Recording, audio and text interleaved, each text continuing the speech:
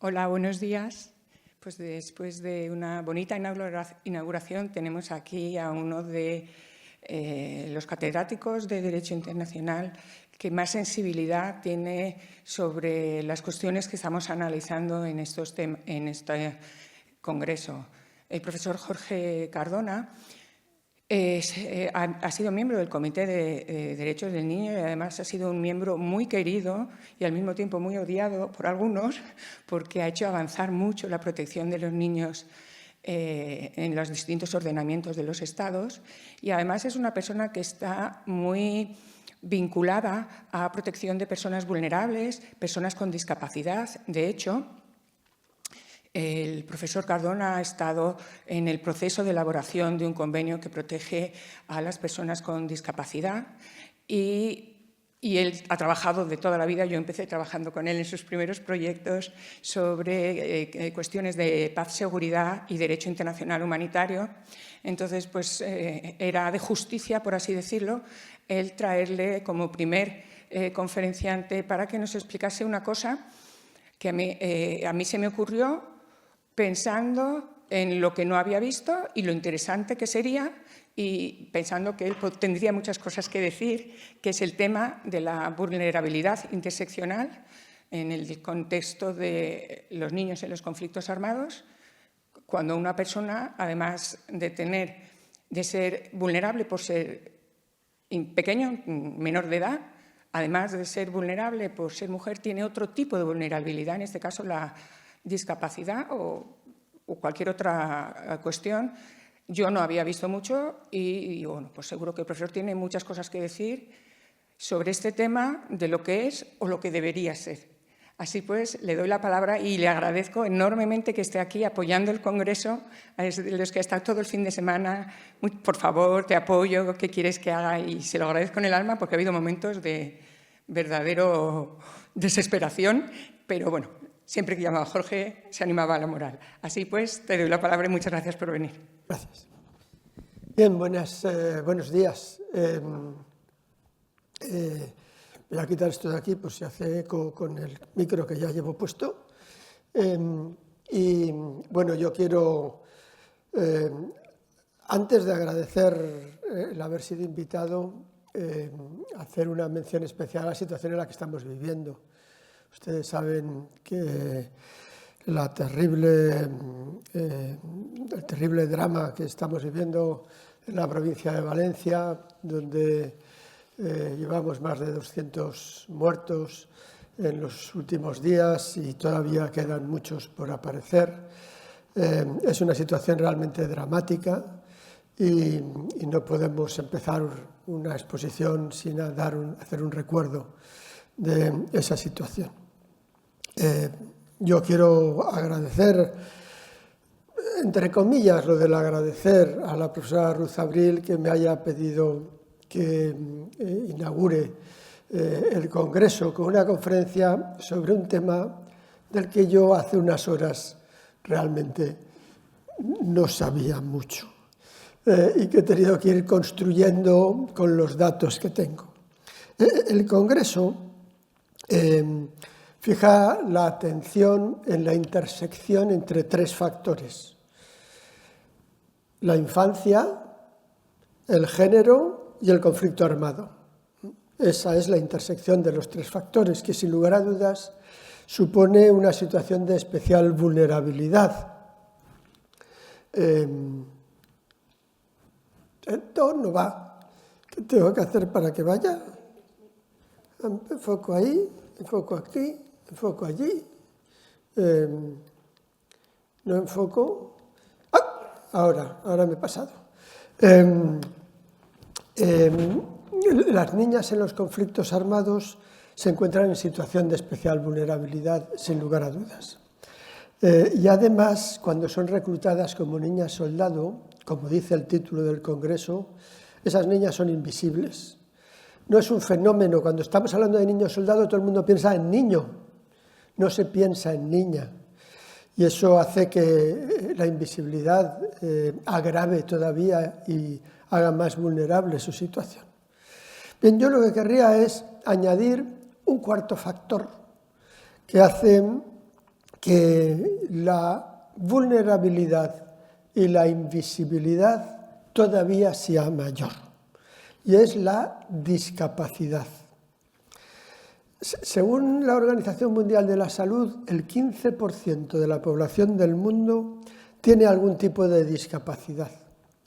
Pero todos los datos conocidos nos dicen que en las situaciones en que hay conflictos armados, la proporción de personas con discapacidad aumenta, lógicamente, como consecuencia en gran medida del propio conflicto armado, y la media en la mayor parte de los conflictos, sobre todo los conflictos conocidos en África y en Asia, está en alrededor del 30% de la población que tiene una discapacidad física, sensorial, psíquica o mental.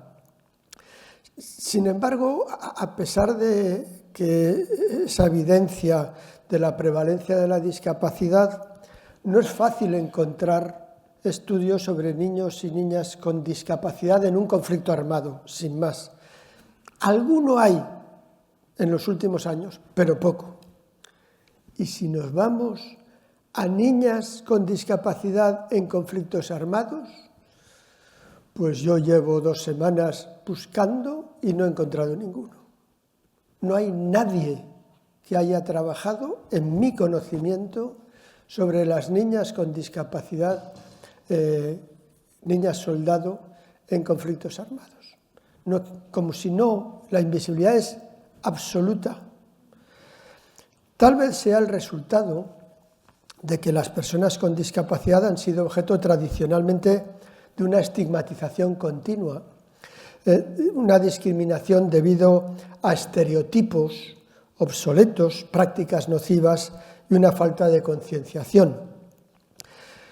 Los datos nos demuestran que las niñas con discapacidad sufren en general, sin entrar en conflictos armados, ¿no? Olvidémonos del conflicto armado por un momento, sufren altos índices de violencia, incluidas formas específicas de violencia que no se dan con otros niños y niñas. Esto tiene consecuencias graves y permanentes en sus vidas, en su integridad, en su autoestima, en su salud, en su bienestar, en su desarrollo integral.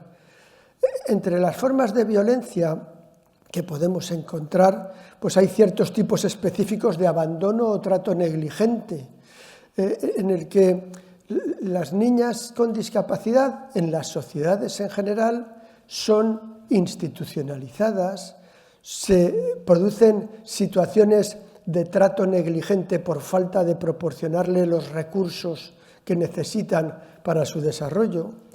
Hay castigos, lesiones o abusos físicos, mentales o emocionales propios que se realizan solo sobre las niñas con discapacidad, el menosprecio, violencia sexual y violación de los derechos sexuales y reproductivos, trata y explotación económica como el trabajo infantil, prácticas nocivas como el matrimonio infantil o violencia y prácticas coercitivas con la apariencia de tratamiento médico como la esterilización forzosa o el internamiento forzoso, ¿no? Algunas de esas violencias que sufren las niñas con discapacidad en el mundo pues ponen en peligro la vida, ¿no? Y todavía es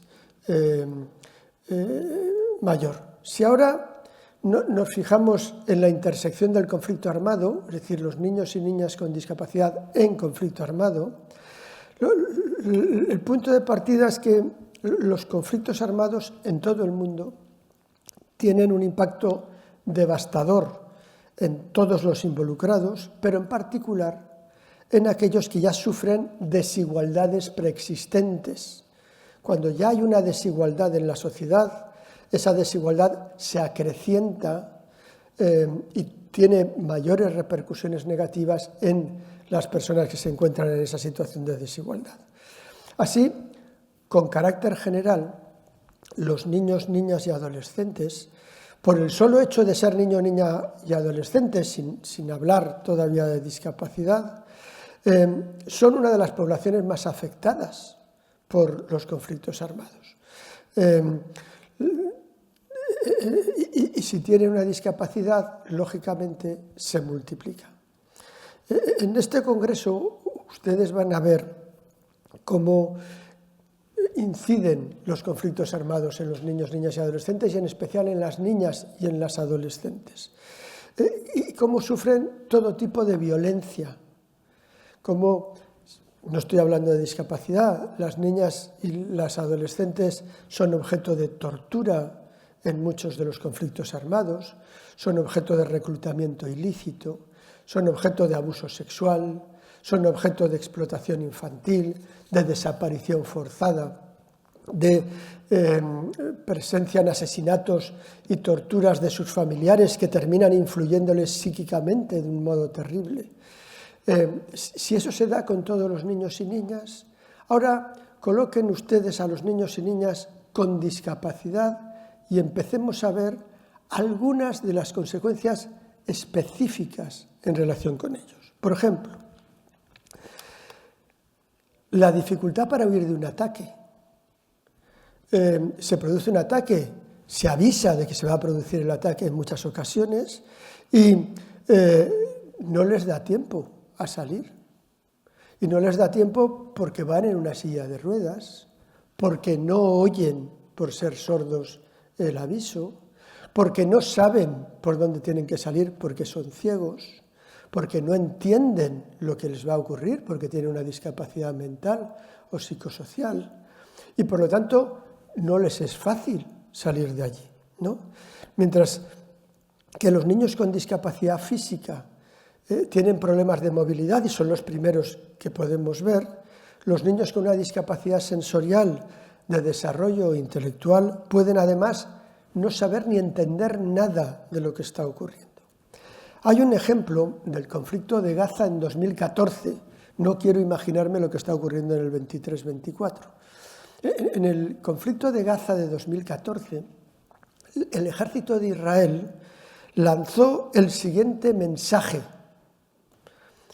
se aconseja a las personas con movilidad limitada que, leo literalmente, se preparen para ser cargadas por otros o de otra manera no podrán llegar a tiempo a los refugios más cercanos. Un informe publicado al año siguiente por el Ministerio de Asuntos Exteriores de Israel concluyó que el conflicto había sido, leo literalmente, especialmente difícil para las personas mayores y discapacitadas que luchaban por encontrar refugio en el corto tiempo disponible entre el sonido de las sirenas de advertencia y las explosiones de los ataques con cohetes y morteros. El porcentaje de niños y niñas con discapacidad fallecidos es muy superior a los de los que no tenían discapacidad. Además, corren el grave riesgo de ser abandonados durante los ataques, porque las familias tienen que decidir en segundos qué es lo que hacen. Salen corriendo cuando se avisa un ataque y se dejan al niño o la niña con discapacidad o se quedan para intentar llevarlos, sabiendo el niño o niña con discapacidad que va a ser una carga y que posiblemente mueran sus familiares por el hecho de que se queden para ayudarle. Y eso es una nueva vulnerabilidad que se presenta. O la desproporción, las repercusiones desproporcionadas de la destrucción de los servicios básicos, cuando se destruyen las carreteras, cuando se hace impracticable, y veíamos los ejemplos en la guerra de Gaza ahora, de cómo se habían destruido muchos de los caminos que permitían salir del territorio en Líbano y en Gaza, y que son impracticables para una persona que vaya en una silla de ruedas o para que tenga una discapacidad visual. Entonces, todo eso les provoca todavía mayores repercusiones. O la repercusión en la pobreza. Si ya está demostrado que los niños y niñas con discapacidad tienen una proporción en niveles de pobreza muy superior a la que tienen los que no tienen discapacidad en cualquier sociedad, los efectos del conflicto armado agudizan esa desigualdad y colocan en una situación de mayor pobreza a los niños y niñas con discapacidad. O la falta de acceso a la atención de la salud. Se preparan hospitales, se preparan elementos para poder proporcionar salud, pero no son accesibles la mayor parte de ellos. Y por lo tanto son inaccesibles para los niños y niñas con discapacidad. Por no hablar de los temas de salud mental. No están preparados los que llegan allí para atender a niños y niñas con discapacidades psicosociales. O la falta de acceso a dispositivos de asistencia que son vitales para los niños y niñas con discapacidad, como es la silla de ruedas, como es el bastón, como son elementos que les permiten poderse manejar. La falta de acceso a la ayuda humanitaria, que no está nunca diseñada para las personas con discapacidad. Y por lo tanto no llegan los fuertes, los sanos, los que están bien al acceso a la ayuda humanitaria, pero se quedan atrás los que no tienen esas situaciones, por no hablar del acceso a la salud o del estigma y el abuso que se produce de los niños y niñas con discapacidad. Bien, todo eso que les he contado sí es más o menos conocido. Algunos estudios hay sobre ello, porque estoy hablando de niños y niñas con discapacidad, pero lo cierto es que son víctimas olvidadas. Los niños y niñas con discapacidad no se habla de ellos en los medios de opinión pública. Sí se habla de la infancia, pero hay muchas infancias. Y entre esas infancias están esos niños y niñas de los que se olvida casi todo. Y si nos centramos ahora en las situaciones posteriores al conflicto, en la situación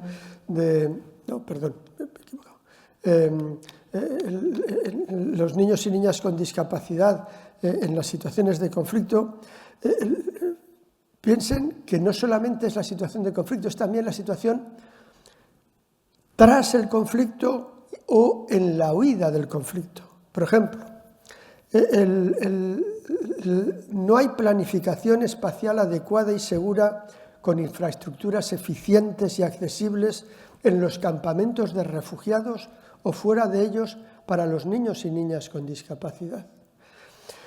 El desplazamiento, el refugio, el asilo debido a un conflicto armado agrava el riesgo de que las niñas con discapacidad sufran violencia extrema, porque pierden la conexión con sus protectores, ya sean sus progenitores o sus tutores, o las personas a cuyo cargo estaban, y por lo tanto es más fácil que sean abusadas. No resulta fácil identificar a las niñas con discapacidad que han sido niñas soldado o niñas peluche.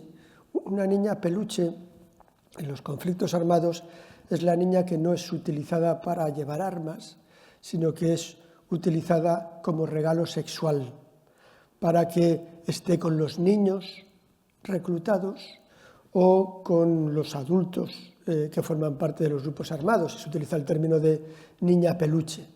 Muchas de ellas son niñas con discapacidad. Entonces, identificarlos cuando huyen para saber si efectivamente han sido niñas soldado con discapacidad o han sido niñas peluche o han sido víctimas de violencia es muy difícil, porque dependen de quien les está acompañando en el viaje de huida.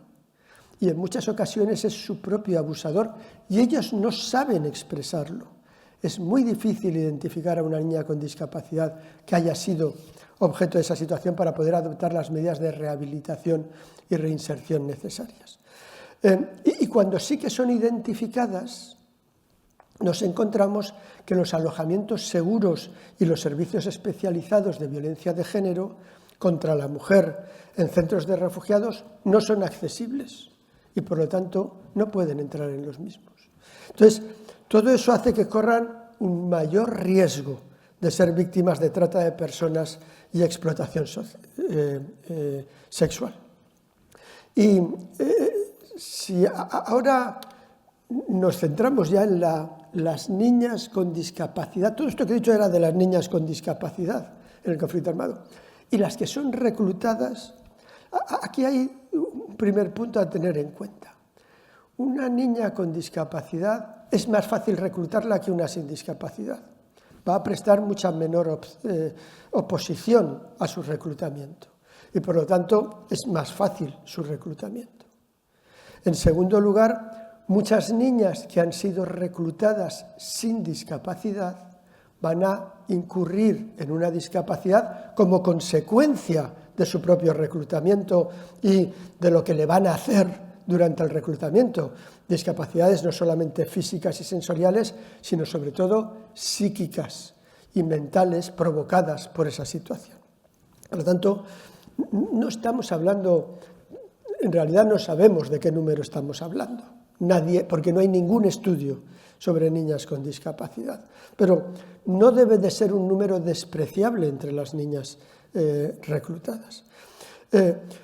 Muchas son reclutadas a la fuerza, pero otras, a la luz de lo que les he descrito de la vida de una niña con discapacidad en un conflicto armado, consideran que el grupo armado es su única tabla de salvación, es donde van a encontrar refugio.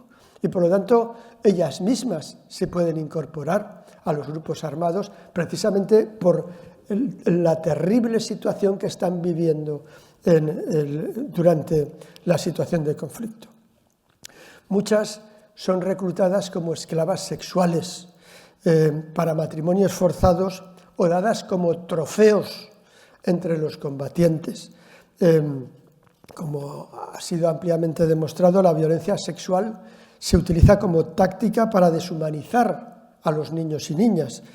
Según datos de Naciones Unidas, en el informe del secretario general de 2024, de entre todos los menores de edad que son reclutados como soldados, un 85% son niños y solo un 15% son niñas, mientras que el 98% de los actos de violencia sexual se concentran en las niñas, es decir, son abusadas sexualmente.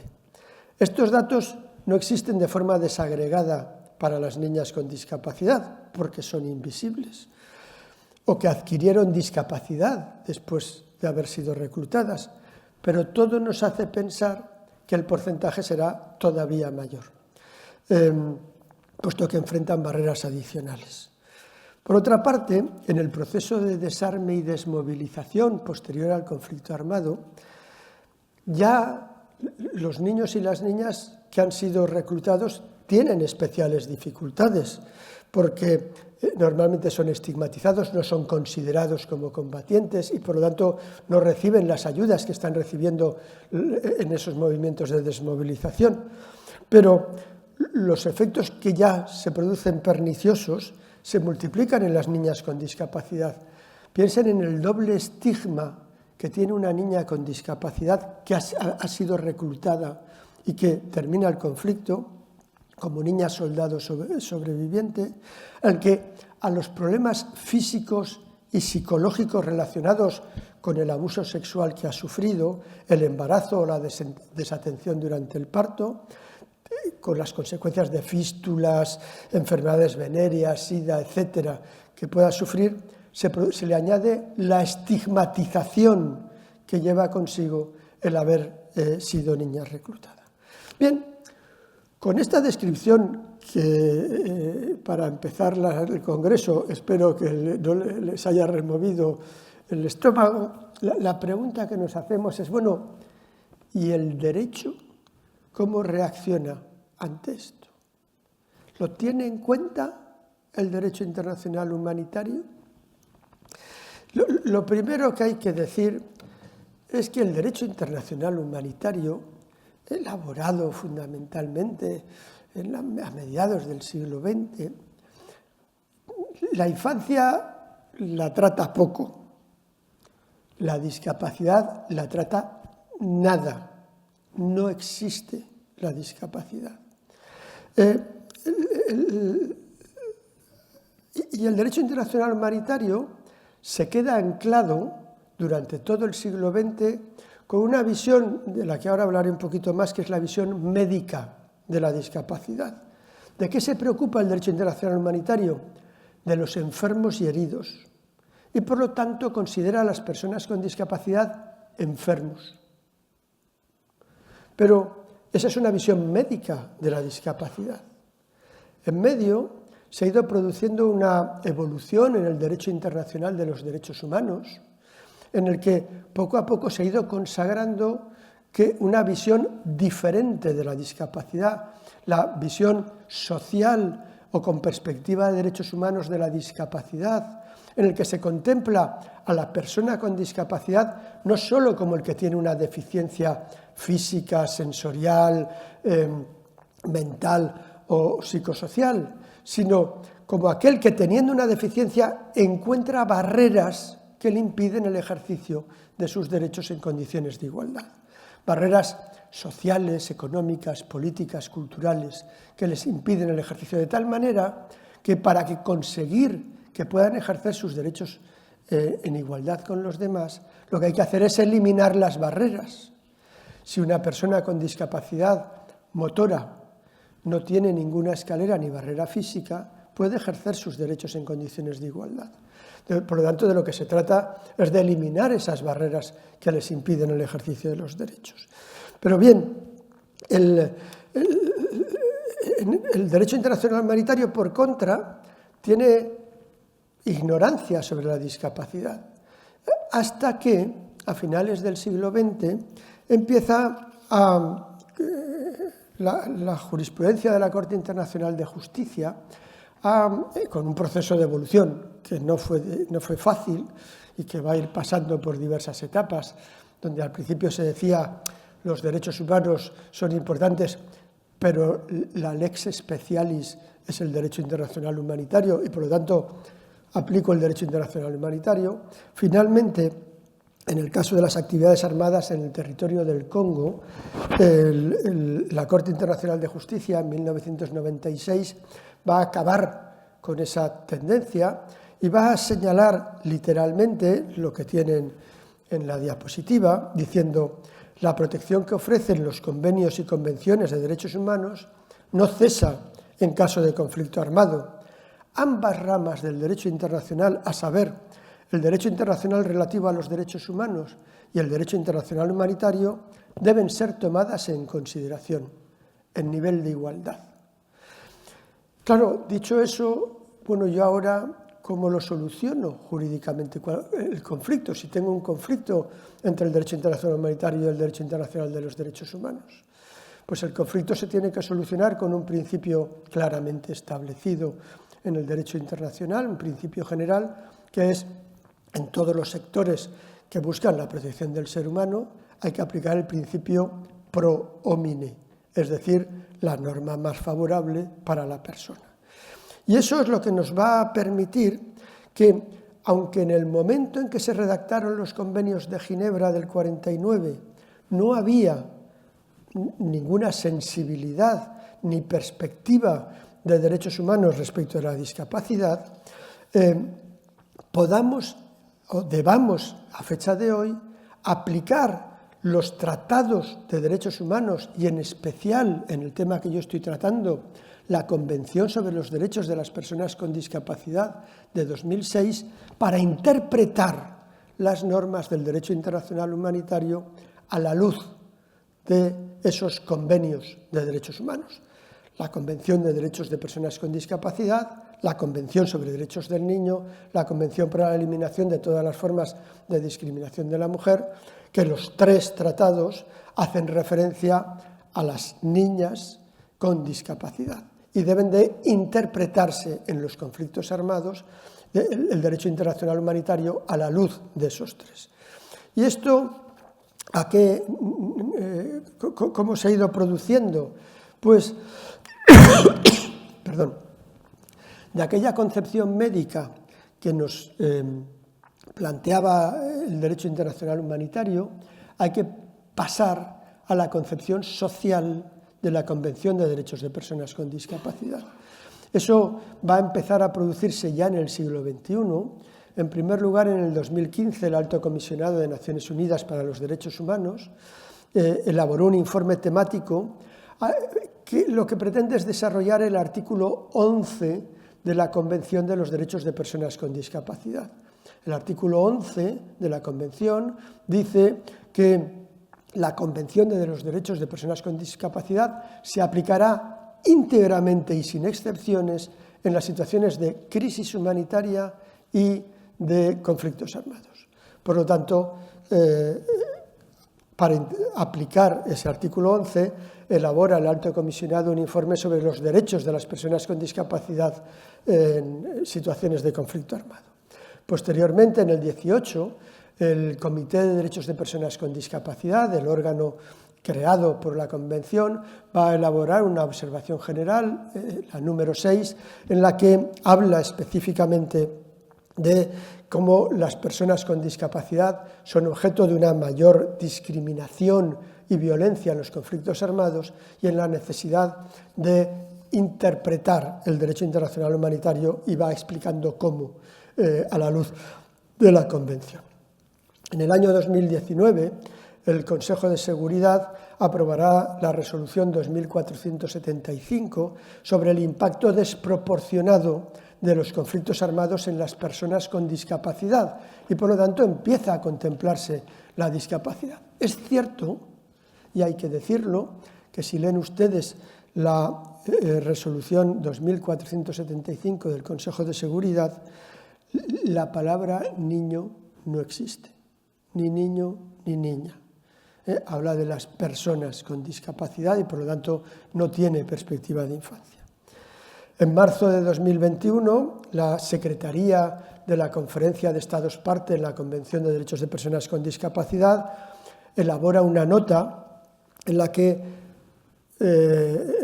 se vuelve a interpretar el derecho internacional humanitario a la luz de la Convención, y en julio de 2021, y este es el último texto especialmente a destacar, el relator especial de Naciones Unidas sobre los derechos de las personas con discapacidad publica un informe integral que se centra en los derechos de las personas con discapacidad en los conflictos armados y donde también hay apartados con perspectiva de infancia, ¿no? Por lo tanto, empezamos a tener un marco muy reciente, pero un marco que nos va explicando.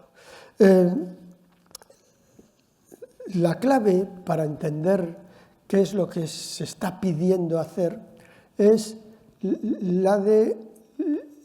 el cambio de paradigma que supone la Convención de los Derechos de Personas con Discapacidad. Tradicionalmente, las personas con discapacidad, incluidos los niños, las niñas y los adolescentes, han sido siempre contemplados como personas que tenían un problema, tenían una discapacidad, se ponía el enfoque en la persona. El cambio de paradigma que ya les he anunciado hace un momento y que introduce la concepción social y perspectiva de derechos humanos, lo que viene a decirnos es que una persona con discapacidad no es una persona que tenga limitaciones, porque todos tendríamos una discapacidad, todos tenemos limitaciones. Yo no corro igual que los que están sentados en la segunda fila, estoy mucho más limitado que ellos para muchas de las cuestiones físicas, ni mi oído es el oído ya con mis 67 años de cuando tenía 40 años, ni mi vista, ni siquiera mi agilidad mental. Al final, cada uno es cada uno con sus cadaunadas y con sus propias condiciones. Lo que provoca la situación de discapacidad es que hay barreras físicas, barreras económicas, barreras culturales, barreras jurídicas, barreras políticas que imposibilitan el ejercicio de los derechos en condiciones de igualdad. De tal manera que lo que hay que hacer es centrarse en eliminar barreras y crear puentes. Puentes para permitir, dando los apoyos necesarios, los ajustes razonables, dice la Convención, para que las personas, sea cual sea su condición física, sensorial, mental o psicosocial, puedan ejercer sus derechos en condiciones de igualdad. Por lo tanto, el derecho internacional humanitario tiene que centrar su atención en la eliminación de esas barreras. Miren, en el derecho internacional humanitario, una regla general, un principio básico y fundamental es, estos son los presupuestos que ya se los he explicado, es el artículo 3 común. El artículo 3 común a los 4 convenios de Ginebra nos trae el principio del trato con humanidad. Nos dice, todas las personas en el conflicto armado deben de ser tratadas con humanidad. Y dice el artículo, en todas las circunstancias, sin distinción alguna de índole desfavorable basada en la raza, el color, la religión o la creencia, el sexo, el nacimiento o la fortuna o cualquier otro criterio análogo. Y aquí hay que poner o la discapacidad. Por lo tanto, ¿qué es un trato humano? Y aquí viene la clave de la interpretación del derecho internacional humanitario. Un trato que para un adulto o incluso para un niño o una niña puede ser considerado trato humano, puede no serlo para un niño o una niña con discapacidad. Por lo tanto, hay que tener en cuenta las circunstancias de la persona a la hora de analizar el derecho. Por ejemplo, las evacuaciones. En las situaciones de conflicto armado, el derecho internacional humanitario nos habla de las evacuaciones y de que en determinados momentos se puede separar a los niños de sus progenitores o de sus cuidadores para agilizar la evacuación y poder evacuar al niño o la niña. Pero ¿y si tiene una discapacidad mental? También. ¿Se pueden separar a esos niños y niñas o les estamos haciendo más daño? ¿Es un trato humano? Entonces, la clave fundamental es ir viendo cómo interpretar todo lo que vamos a ver en este congreso sobre las niñas soldado respecto de, y cuando tienen una discapacidad, ¿qué nos dice el derecho internacional humanitario? ¿Cómo tengo que interpretar el derecho internacional humanitario? Porque esto yo lo he tratado por la discapacidad, pero podríamos hacerlo sobre la orientación de género, podríamos hacerlo sobre la etnia, podríamos hacerlo sobre otros elementos, otros factores que confluyen con el hecho de ser menor de edad, de ser mujer, de estar en un conflicto armado. Yo he puesto el ejemplo de la discapacidad, pero podría haber puesto otras situaciones. Y lo que es peor de todo, ¿qué ocurre cuando todavía confluyen más factores? A la discapacidad se genera la pertenencia a una minoría étnica o cultural o religiosa. Todo eso va a provocar nuevas situaciones de vulnerabilidad y en muchas ocasiones de invisibilidad. La clave fundamental es reconocer la dignidad humana igual de todas las personas. Que una niña, por el hecho de tener una discapacidad, no tiene menos dignidad que los demás. Y por lo tanto, que debe de ser tratada en condiciones para que pueda llevar a cabo sus derechos en condiciones de igualdad con los demás. Comprendiendo las situaciones de especial vulnerabilidad en las que se puede encontrar un niño o una niña con discapacidad. Bueno, no sé cuánto tiempo llevo hablando porque no puse el reloj, pero concluyo. Como les he señalado, lo que yo he dicho respecto de las niñas con discapacidad, lo podemos decir respecto de otras niñas que tienen otros elementos que las colocan en situación de mayor vulnerabilidad y que si ya una niña soldado es invisible normalmente, todavía les invisibiliza más. Y es importante no solo ser conscientes de esa situación, sino también interpretar el derecho. Primero, realizar las políticas para que efectivamente se tenga en cuenta esas situaciones de vulnerabilidad y de invisibilidad, que las políticas de refugio, de asilo, de atención tengan en cuenta la existencia. No es fácil. Miren, por ponerles un ejemplo que no es de un conflicto armado, pero se le ha parecido un poco. En la crisis que hemos vivido en la Comunidad Valenciana durante esta semana, apareció el presidente del Gobierno del Estado y apareció el presidente de la Generalitat a declarar las medidas que iban a adoptar, y los niños y las niñas no fueron citados por ninguno de los dos. Las personas con discapacidad ni siquiera se intuyeron. Las niñas con discapacidad todavía menos. Y quien más ha sufrido el drama son las personas con discapacidad y en especial los niños y las niñas con discapacidad. Se dice que mañana los van a llevar a colegios de otras poblaciones. Una niña con síndrome de Down, ¿qué va a entender en el colegio de otra población? ¿Cómo va a ser atendida? Un niño con autismo, ¿cómo va a ser atendido? ¿Quién va a proporcionar los recursos para el niño ciego? ¿Cómo se tiene eso en cuenta en las políticas? Pues miren, aquí, país desarrollado, 9ª potencia del mundo, se les ha olvidado. Olvidado. Si estamos en una situación de conflicto armado, no quiero ni contarles. De ahí la importancia de la toma de conciencia y de que no se olvide de visibilizar estas situaciones, porque sólo así podremos conseguir que efectivamente todas las personas, sin ningún tipo de distinción, tengan la misma dignidad. Muchas gracias.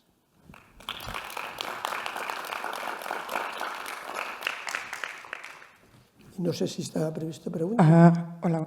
Muchas gracias, Jorge. La verdad es que ha sido una apertura. Yo creo que, aparte de la calidad, nos ha abierto los ojos para, como has dicho, a partir de ahora en el Congreso tengamos un eje más sobre el que reflexionar, que es el de los problemas de discapacidad que aumentan la vulnerabilidad de todas estas personas.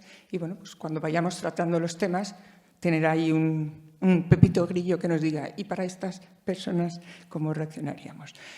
Yo no sé si hay alguna pregunta por aquí o online. Las tengo aquí, las online. Sí, cuando me las mandan a través de WhatsApp. Y...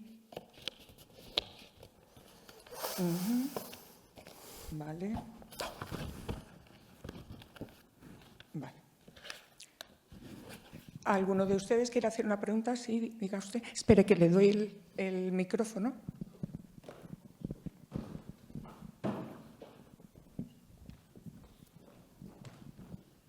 Gracias. Yo quería preguntar por qué se utiliza el término niñas peluche y no se habla de esclavas sexuales, esclavas domésticas y, bueno, hasta qué punto, como ha dicho usted, los datos que levanta el informe de infancia en conflicto armado del secretario general no distinguen por niños o niñas con discapacidad, pero hasta qué punto el hecho de que esta violencia sexual a veces, o esta esclavitud sexual o esta esclavitud doméstica no se asocia con el llevar armas, está invisibilizando todavía más esta cuestión. Gracias. Muchas gracias por la pregunta. El término de niñas peluche se acuñó en los conflictos de África y ha quedado ahí como un término con los reclutamientos que allí se produjeron. Pero estoy completamente de acuerdo con ustedes, son esclavas sexuales sin más, o sea, no, es una explotación sexual inadmisible y hay que procurar no edulcorar esas situaciones, ¿no? En relación con la segunda parte de la pregunta, una era la terminología y la otra era... ¿Hasta qué punto se está invisibilizando mirar quizás solo la parte de armas. Sí, bueno, efectivamente hay que ver la situación de niña reclutada por un grupo armado. Una niña, o sea, un niño o una niña que es reclutado por un grupo armado para que cocine, es un niño o niña reclutado, aunque no porte ningún arma. Si es para su esclavitud sexual, es un niño o niña reclutado, además objeto de violencia sexual, ¿no? Y de abuso sexual. El problema siempre, los términos terminan creando conceptos, de ahí la importancia de utilizar los términos adecuados, ¿no? Si yo utilizo el término de niño soldado, primero pienso en un chico, no pienso en una chica, y segundo pienso que porta armas y no pienso en nada más.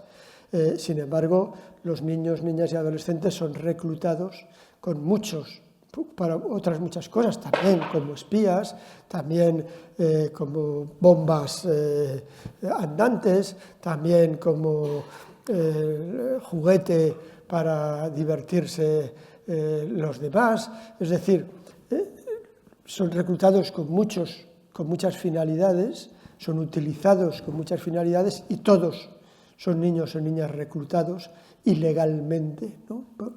Ilegalmente tampoco hay que decirlo, porque ningún niño o niña puede ser reclutado legalmente y por lo tanto no hay niños y niñas reclutados ilegalmente, porque todo niño o niña reclutado es en contra del protocolo a la Convención sobre Derechos del Niño sobre niños en conflictos armados, que prohíbe el reclutamiento a niños de cualquier persona menor de 18 años, ¿no? En situaciones de conflicto.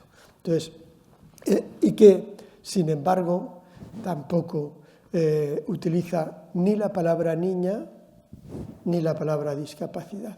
Es decir, un protocolo del año 2000 a la Convención sobre Derechos del Niño, que era solo del niño, pues sigue siendo solo para los niños, en su terminología, sin ningún tipo de discapacidad. Y no aparece niño y niña, no aparece niña en ningún momento. La única convención moderna que tiene perspectiva de género y discapacidad es la Convención de Derechos de Personas con Discapacidad, que tiene perspectiva de infancia y de género, ¿no? Por lo tanto, ahí sí, el artículo 6 habla de mujeres y niñas con discapacidad, el artículo 7 de niños y niñas con discapacidad, y por lo tanto tiene esa triple perspectiva, ¿no? Y hemos de utilizarla, esa convención, para interpretar el conjunto de las demás, puesto que es la última de las grandes convenciones.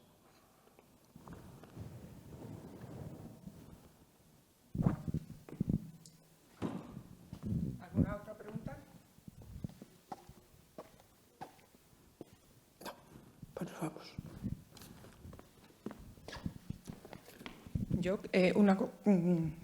Me consta a mí que Médicos Sin Fronteras ahora, para un poco diferenciarse y para que no todos traten los mismos temas, sino un poco cubrir lagunas que no están siendo cubiertas por otros organismos, pues Médicos Sin Fronteras ha decidido ahora prestar especial atención a las enfermedades psicológicas, enfermedades mentales, al tratamiento mental de las personas en el marco de conflictos armados. Sé que ha hecho un trabajo muy importante en Siria y está empezando y lo está realizando en la zona del sur, de la franja del sur del Sáhara, donde tantos y tantos conflictos hay. Yo no sé si tienes información sobre si adoptan alguna medida especial para personas que tienen discapacidad mental o solo para aquellos que han enfermado como consecuencia del conflicto armado. O para los dos, porque al fin y al cabo, ¿cómo vas a distinguir si no? Pues no tengo ni la más remota idea, así que, pero lo imaginable es que estén trabajando en los temas de salud mental. La salud mental forma parte de la salud integral de cualquier persona, que muchas veces nos olvidamos. Y en las situaciones de crisis humanitaria o de conflicto armado, la salud mental tiene una especial importancia. Entonces, en ese sentido, es muy importante tenerlo en cuenta. Pero no debemos de olvidar la perspectiva de derechos humanos y perspectiva social de la discapacidad. No se trata de atenderles en su salud mental a los niños y niñas con discapacidad intelectual. Se trata de eliminarles las barreras. Si además se añade un problema de salud mental, pues habrá que atender como a cualquier otra persona en su salud mental. Pero no se trata de atenderles en su salud exclusivamente, se trata de que puedan ejercer el conjunto de sus derechos y por lo tanto que se tenga en cuenta la accesibilidad, que se tenga en cuenta sus limitaciones y por lo tanto la necesidad de ajustes razonables, de medidas de apoyo para poder llevar a cabo el socorro, poder recibir el socorro que recibe cualquier otro.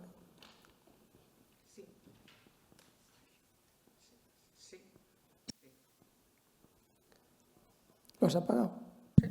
Ya. Sí, efectivamente me acabo de dar cuenta que me he quedado yo en el paradigma de la persona con discapacidad como enfermo, mientras que tú lo que has querido es ampliarla más allá del tratamiento psicológico, la posibilidad de participar en la vida social y de no verse discriminado en las medidas. Así pues, muchas gracias, Jorge. Bienvenido al Congreso. Espero que te quedes aquí por lo menos un rato para oír a los demás conferenciantes.